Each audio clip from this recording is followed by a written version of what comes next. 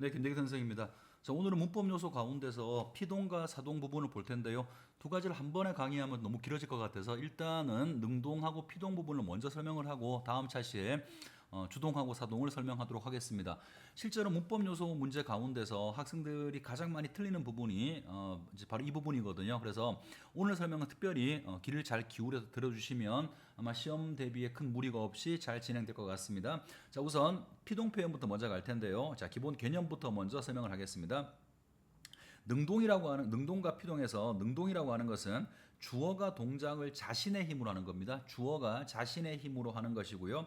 그 다음에 피동 표현은 주어가 다른 주체에 의해서 동작을 당하는 겁니다. 자, 이건 많이 들어본 얘기일 텐데 우리가 보통 피동이 뭐냐라고 물으면 많은 학생들이 어떻게 답변을 하냐면 당하는 거라고만 얘기를 합니다. 그런데 아주 근본적인 부분에서는 그렇게만 알고 있으면 헷갈리는 경우가 있어요. 그래서 항상 정의를 외울 때 정확히 보는 게 좋은데요. 주어 입장에서 판단하는 겁니다.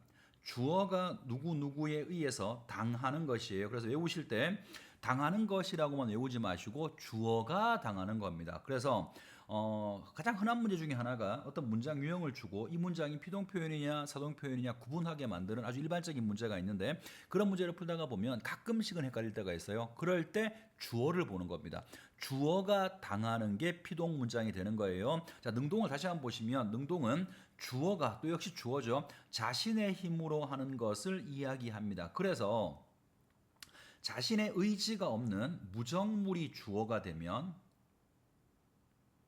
무정물이 주어가 되는 경우, 자, 이 경우에는 사실 문법적으로 뭐 크게 틀렸다고 얘기하기 어렵긴 합니다만 어색한 문장이 돼버립니다.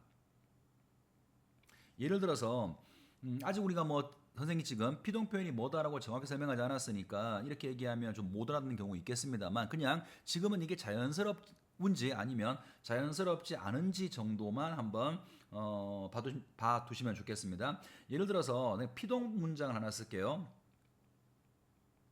문이 바람에 닫히다라고 해보죠. 자, 문이 바람에 닫힌 겁니다. 아직은 금방 얘기했던 것처럼 어떻게 피동 문장을 만드는지 배운 적이 없다고 전제하면 이 문장이 왜 피동일까라고 의심스럽겠지만 단순하게 한국 사람들이니까 의미상으로 봅시다. 주어가 당하는 건가요? 주어가 닫힘을 당한 거죠. 그러니까 이 문장은 피동 문장이 됩니다. 그런데 이 피동 문장을 능동으로 바꾸면 누가 닫은 거죠? 바람이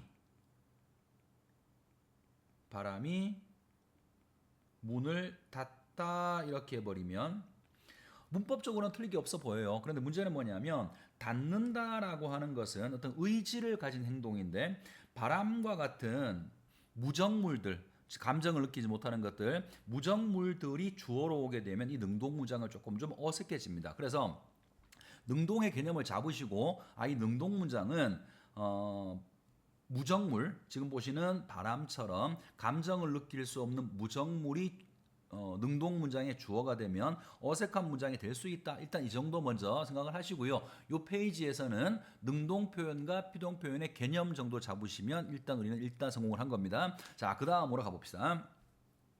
자, 이제 피동 표현을 집중적으로 볼 텐데요. 피동의 분류와 피동을 만드는 방법이라고 돼 있고 크게 나누면 피동문은 두 가지로 나눌 수가 있습니다. 하나는 접사를 붙여서 만드는 파생적 피동문이 있어요. 자, 파생이라는 말은 우리가 단어 파트에서도 들어본 적이 있을 텐데 어떤 어근에 접사가 붙어서 만들어진 단어들을 다 파생 뭐뭐라고 이야기를 하죠. 그죠? 똑같이 파생적 피동문이라고 하는 것은 어근에 파생 전미사가 결합되어서 만들어진 겁니다. 어근 뒤에 피동전미사, 어근 뒤에 피동전미사가 결합되어서 피동사가 되는 거예요. 조금 좀 선생님 용어를 다시 써서 얘기하면 어떤 어근, 단어의 실질적인 의미를 가지고 있는 어근이 있고요. 그 뒤에 피동접사가 붙는 겁니다. 이렇게 만들어지면 뭐가 되냐면 피동사가 돼요. 자, 이게 무슨 말이냐면 밑에 예문을 좀 봅시다. 첫 번째, 동사의 어간에 피동전미사 이히리기가 붙는다고 하죠. 이히리기가 붙어. 요 네 가지는 아마 다 외우고 있을 겁니다. 첫 번째 예문을 좀 보죠. 쌀에 돌이 섞이다. 자, 주어는 뭐예요? 돌이죠. 돌이 섞은 게 아니고요. 지가 섞이게 된 겁니다. 그러니까 썩다의 기본형 썩다의 어근 썩 뒤에 이리기 우구추에 이가 붙어서 돌이 썩기게 된 것, 돌이 당하게 된 문장이 돼버렸죠. 그래서 요거는 걸 피동을 만드는 첫 번째 사례를 하나 본 거고요. 자, 두 번째, 눈에 눈물이 맺혔다. 자, 주어는 눈물입니다. 맺히다의 기본형은 맺다죠, 그죠? 뭐뭐가 맺다. 그런데 여기다가 어근 뒤에다가 히를 붙여서 눈물이 맺히게 된 거죠. 의미상 당하게 된 겁니다. 역시 피동을 만들었고요. 모기에게 코를 물렸어. 여기는 주어가 없네요, 그죠? 뭐 생략된 것 같으니까 내가 정도 집어넣으면 내가 물린 거죠. 내가 문 게 아니라 물다가 기본형인데 리를 붙여서요. 이리기에 리를 붙여서 내가 당한 겁니다. 피동을 만들었어요. 자, 마지막으로 전화가 툭 끊겼다. 전화가가 주어져, 그죠? 전화가 끄는 게 아니고요. 기본형은 끊다인데 어근 끈에다가 기를 붙여서 전화가 끊어짐을 당한 거죠. 피동을 만든 겁니다. 그래서 지금 보시는 네 가지 방식, 어근 뒤에다가 동사의 어간 혹은 어근 뒤에다가 이히 리 기를 붙인 겁니다. 이히 리 기를 붙여서 주어가 항상 주어 입장을 보는 거였어요.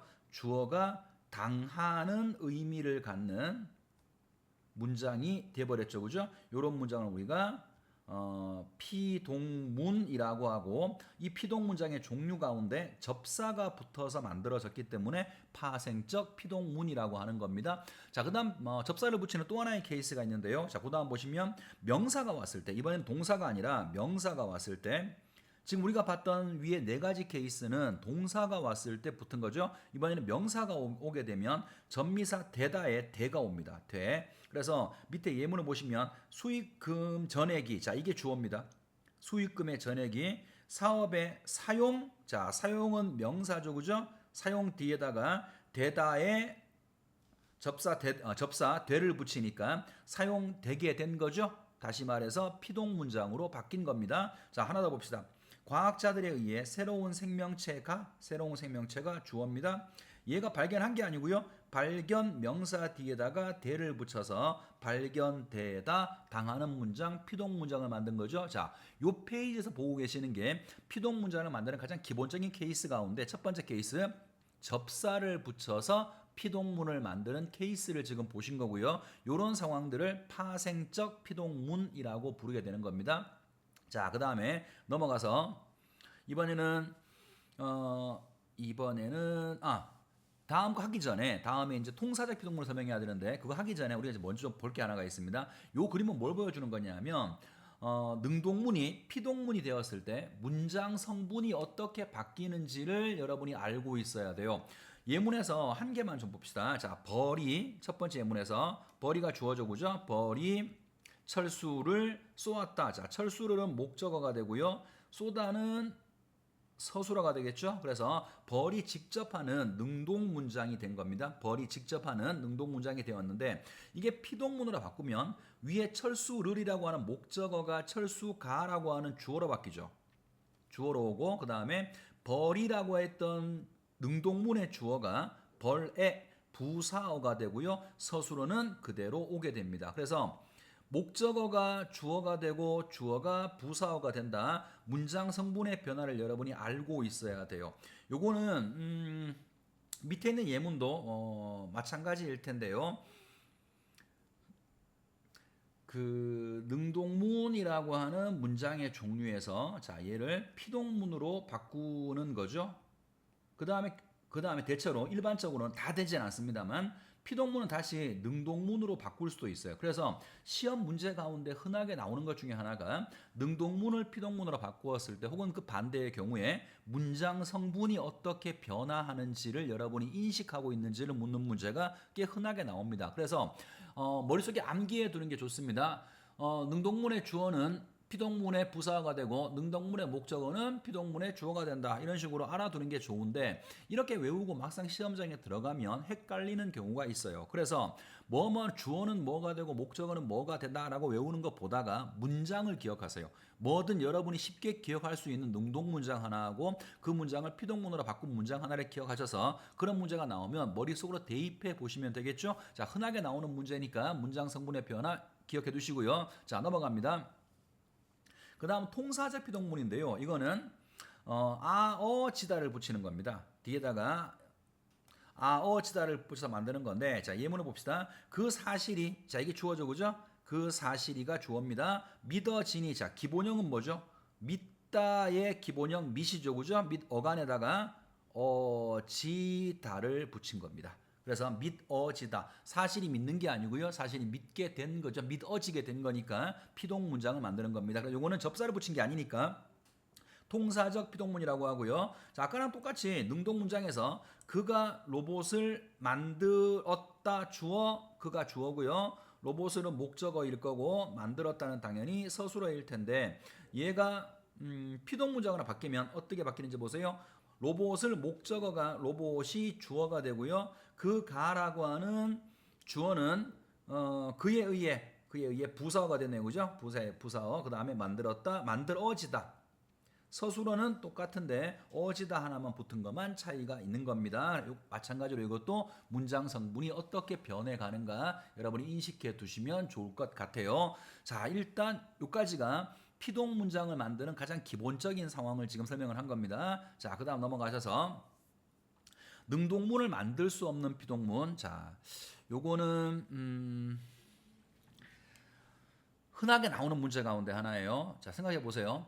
어떤 문장 능동문을 피동문으로 만드는 거야. 아주 기본적인 사항이니까 거의 모든 학생들이 다 기본 개념을 가지고 있다고 생각하니까 그 문제는 그냥 기본 문제로 나오는 거고, 거기서 함정을 팔 때 흔하게 쓰는 문제 중에 하나가 지금 보시는 이 상황인데요.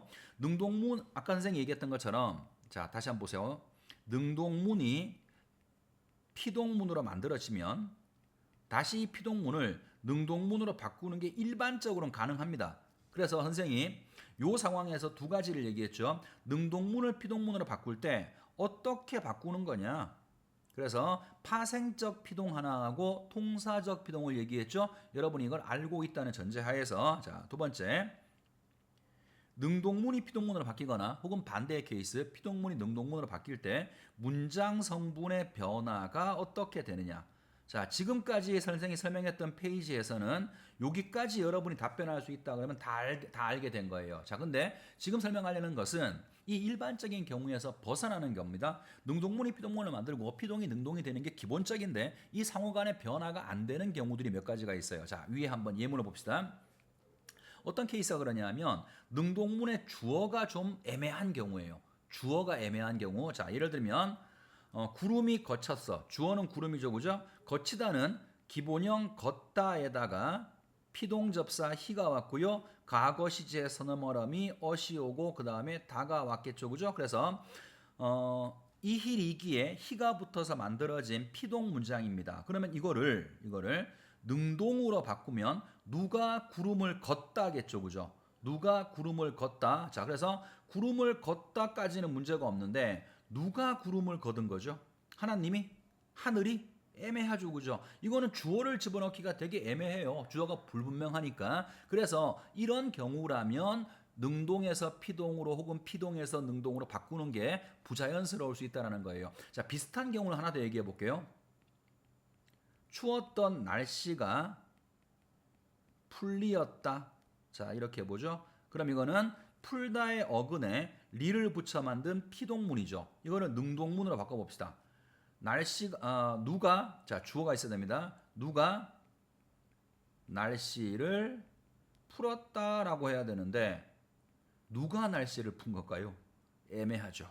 그죠? 이런 경우 주어가 불분명할 경우에는 바꾸는 게 좀 어려울 수가 있으니까 이런 경우는 안 되는 거구나 여러분이 알아두시면 좋을 것 같고, 요거와 관련된 다양한 사례 문제들을 수업 시간에 풀게 될 겁니다. 자, 그 다음에 넘어가 보시면 잘못된 피동 표현이죠. 이것도 시험 문제에 무조건 나옵니다. 금방 설명했던 3번 요거죠. 능동문을 만들 수 없는 피동 표현, 이거 보다가 더 많이 나오는 게 이거예요. 보통은 우리가 이중피동이라고 하죠. 자, 이중피동이 되어서 피동문을 만드는 걸 두 번 사용을 해서 비문이 되는 케이스, 잘못된 문장이 되는 케이스를 찾아보는 그런 건데요. 자, 일단 밑에 한번 봅시다. 잘못된 표현 유형에서 이중피동이 나왔죠. 피동 전미사에다가 아어지다를 또 붙인 것이니까 파생적 피동과 통사적 피동을 동시에 쓴 겁니다. 하나만 있으면 되는데, 자, 예문을 좀 보죠. 곤충의 몸은 머리, 가슴, 배로 나뉘어집니다. 자, 주어는 몸이에요. 곤충의 몸은 나뉘어집니다. 자, 분석해 볼까요? 곤충의 배는 나뉘어지다. 기본형이 뭐죠? 항상 기본형부터 나누다죠, 그죠? 나누까지가 어간입니다. 여기다가 뉘가 됐으니까 이희리기에 이를 붙인 거고요. 다시 이 뒤에다가 어지다를 또 붙인 거예요.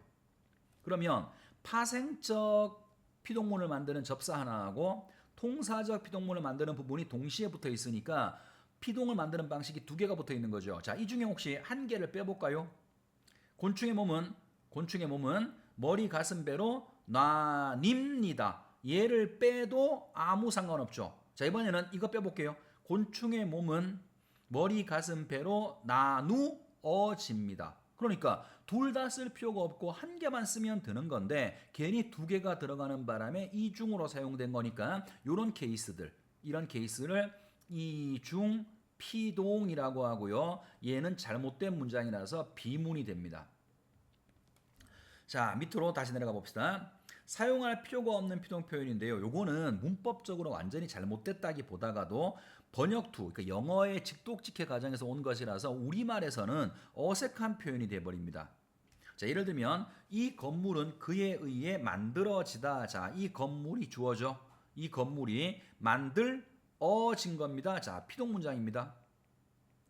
그런데 우리말에서는 이런 피동 문장이 잘 쓰이지 않아요. 이거는 영어에서 사용하는 표현이고요. 우리는 보통 어떻게 더 자연스럽냐면 그가 이 건물을 만들었습니다. 자, 어떤 의지가 있는 존재가 뭐뭐를 만들었다. 이게 훨씬 더 자연스러워요. 이게 자연스럽고 이건 번역 왼쪽에 있는 건 번역투라서 요거는 어색한 문장이 되는 겁니다. 그래서 이 두 가지 케이스가 많이 물어볼 텐데 밑에 있는 것은 사실은 어색할 뿐인 거지 문법적으로 완전히 잘못됐다고 말하기는 어렵기 때문에 위에 있는 요 케이스 있죠? 이중피동 요거와 관련된 문제가 이번 시험 범위에 이 부분이 포함된다면 이게 안 나온다는 건 말이 안 돼요. 그래서 여러분들이 반드시 알아두셔야 됩니다. 자, 그 다음에 하나 넘어가죠. 자, 여기서는 뭘 설명할 거냐면 선생님 백지를 띄워놨는데요. 요거와 관련된 설명입니다. 잘못된 피동 표현 여기와 관련된 걸 한 번 더 설명을 하죠. 자, 차근차근 보세요. 우리가 지금 본 게 이중 피동에 대해서 본 겁니다. 자, 이게 어떤 구조였냐면 근이 하나가 있고요. 그 뒤에 피동 접사가 온 거죠. 자, 피동 접사는 우리가 알고 있는 이히 리기가 온 겁니다. 그 뒤에 다시 아어지다가 한 번 더 붙어 있는 케이스. 굳이 두 개 다 쓸 필요 없고 하나를 빼도 되는데 두 개를 썼기 때문에 잘못된 거죠, 그죠? 자, 그런데 여기서 우리가 하나 주의할 게 하나가 있습니다. 아까 우리가 봤던 예문을 가지고 한 번 더 얘기하죠. 곤충의 다른 걸로 할게요. 이건 아까 썼던 예문이니까 다른 걸로 하나 합시다. 뭘 하면 좋을까요? 이걸로 할게요. 그 개구리가 뱀에게 먹히어졌다. 자, 이렇게 하면 금방 틀린 거 아시겠죠? 먹히다에 히가 붙었고 어지다에 어지다가 붙었으니까 하나를 빼보면 개구리가 뱀에게 먹히었다. 이렇게만 해도 충분하죠, 그죠? 어지다를 굳이 쓸 필요가 없는데 두 번 썼기 때문에 이거는 잘못된 비문이에요. 자, 그런데 이런 예문 하나 보세요. 아직 우리 사동을 설명 안 드는 상태라서 조금 좀 한계가 있긴 합니다만, 자, 선생님이 다른 거 해볼게요. 진실이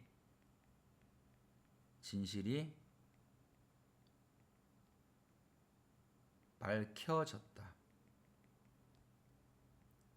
자, 밝혀졌다라고 쓰니까 좀 와닿지가 않죠, 그죠? 이걸 선생님이 풀어서 이야기하겠습니다. 밝혀지다의 기본형은 뭐죠? 밝이겠죠, 그죠? 그 다음에 혀지다를 줄이지 않고 본뒷말로 쓰면 밝히 뒤에 어지다가 왔고 히하고 어가 축약되어서 혀가 됐겠죠. 이까지 이해했죠? 그러면 형태상으로 본다 그러면 위에 것과 다른 바가 없어요. 접사 하나가 붙어 있고요. 그 뒤에 어지다가 붙어 있으니까 위에서 본 거랑 차이가 아무것도 없어 보이죠. 그러니까 학생들이 섣불리 판단합니다. 아, 이거는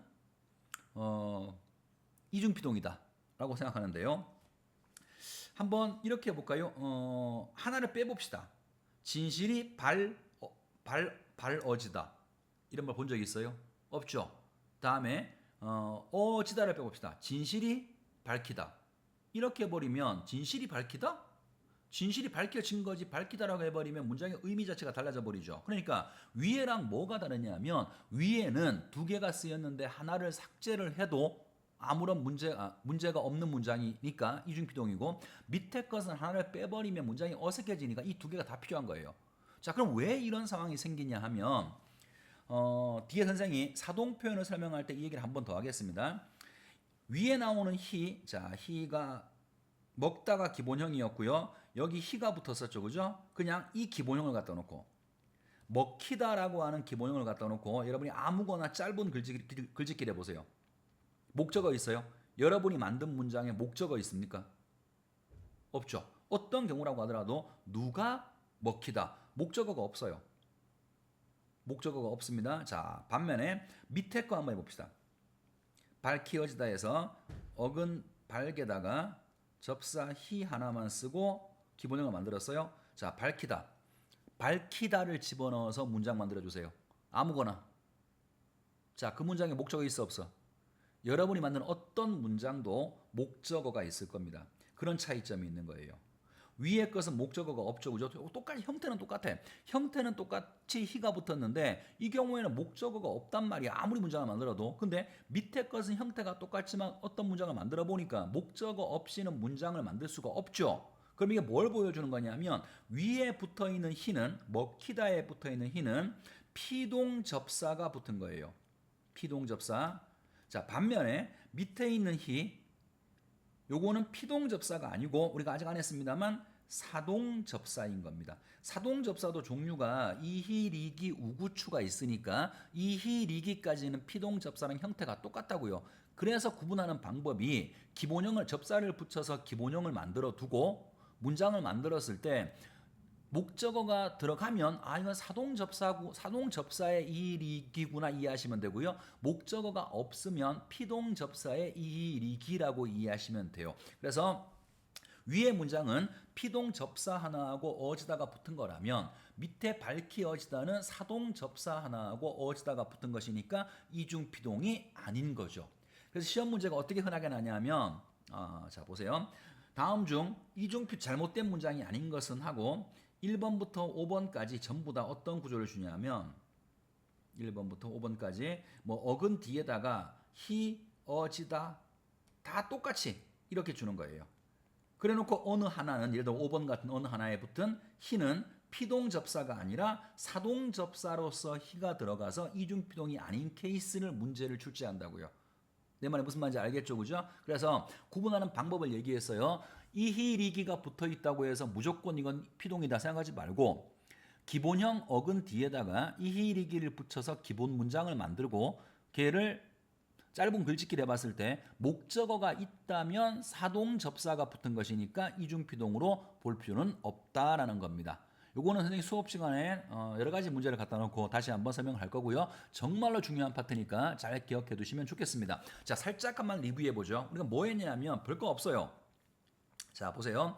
첫 번째 부분에서 능동하고 피동 표현의 개념을 잡을 수 있으면 됩니다. 주어가 당하는 게 피동 표현이었죠. 자, 그 다음에 파생적 피동문을 만드는 방법. 자, 어떻게 만드느냐? 동사라면 어근 뒤에다가 이리기 붙인다. 명사라면 되다에 대를 붙인다. 여기서 우리가 알아둘 것은 이렇게 바꿨을 때 문장 성분이 어떻게 변화하게 되는가. 이거 인식하셔야 되고요. 그 다음에 통사적 피동문으로 왔을 때 마찬가지죠. 어떻게 통사적 피동문을 만드는가. 문장 성분이 어떻게 변화가 되는가. 그런데 그 다음 넘어가시면 자연스럽게 이렇게 두 가지를 능동과 피동을 바꿀 수 있지만 이 두 가지를 바꿨을 때 어색한 경우가 있다. 그 경우가 주어가 불분명할 때는 능동으로 피동 문장을 능동으로 바꾸는 게 좀 어색할 수 있다. 이거 하나 봤고요. 그다음 완전 중요한 거 잘못된 문장 고치는 거에서 피동 이중 피동을 바르게 고치는 문제가 분명히 나오게 될 텐데 지금 요 페이지에 설명을 한 것은 이중 피동이라고 하는 것의 기본 개념을 설명을 한 거고요.